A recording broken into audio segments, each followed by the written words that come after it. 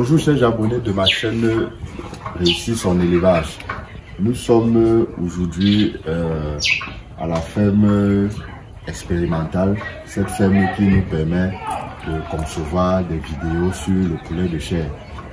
Aujourd'hui, nous allons essentiellement échanger sur les avantages ou encore les inconvénients du calibrage au sein de vos fermes, que ce soit les fermes de poulet de chair ou les fermes de pondeuses. Donc, avant de commencer, nous allons vous dire que dans l'élevage, au moment où on est en train d'évoluer, ça veut dire d'une phase à l'autre, comme du démarrage à la croissance et de la croissance à la finition, il est très important et très capital d'effectuer le calibrage progressivement. Ce calibrage a donc plusieurs avantages et nous allons vous citer quelques avantages. Le premier avantage, c'est que ça permet effectivement de réunir les poulets d'un calibre. Ça signifie que on a donc la possibilité de réunir les gros poulets d'un côté, les petits sujets d'un autre côté. Ça, c'est le premier avantage. Et le second avantage, c'est que ce calibrage vous permet effectivement de nourrir les poulets spécifiquement en fonction de leur taille. Ça veut dire que dans une ferme, vous pouvez avoir deux formulations différentes. La première formulation pour les gros et une formulation beaucoup plus riche pour les petits. Le troisième avantage, c'est que ça vous permet d'organiser vos ventes. Parce qu'au moment où vous faites entrer un éleveur ou bien un revendeur, je veux dire, dans la salle d'élevage, il est important qu'au moment où le revendeur entre, qu'il sache effectivement quel est le calibre qu'il sollicite et quel est le prix qui correspond à ce calibre-là. Le troisième avantage, le dernier avantage, c'est que effectivement, ça vous permet de suivre l'état de croissance de vos sujets.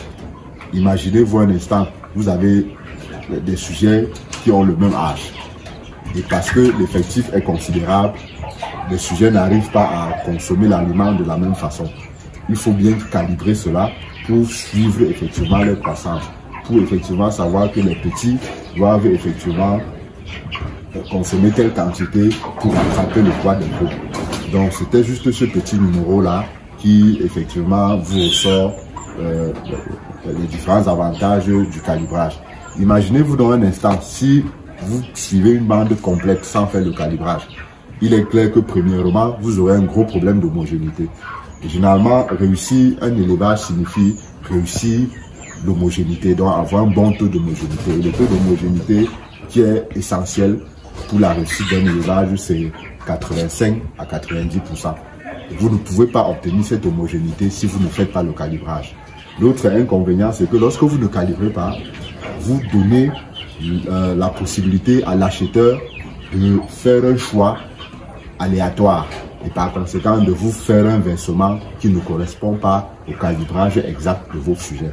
Le calibrage aussi se fait à travers les pesées ou encore ramasser le sujet et vérifier son poids. Ça veut dire la théorie de l'œil. Mais l'essentiel est surtout d'utiliser les pesées pour faire vos calibrages. Là, en ce moment, vous calibrez et vous classez les sujets en fonction des poids. Ça permettra effectivement que lorsque le client arrive, qu'il sache que non, voilà les sujets qui vont coûter 3500, voilà les sujets qui vont coûter 4000, voilà les sujets qui vont coûter 5000. Donc nous allons donc vous présenter un peu l'état des sujets pour que vous voyez ce qui se passe.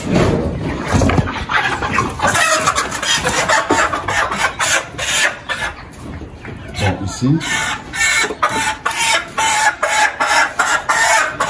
ici il s'agit des gros sujets.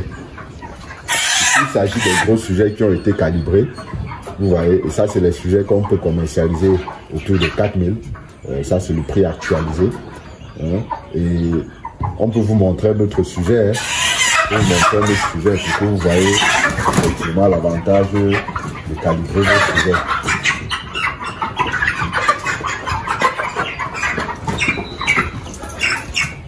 Voilà, vous voyez comment le bréchet est bien fait. Le bréchet ressort. Ça, c'est les sujets qui ont déjà 3 kg. Nous allons donc vous montrer des sujets qui sont beaucoup plus petits. Et tous ont le même âge.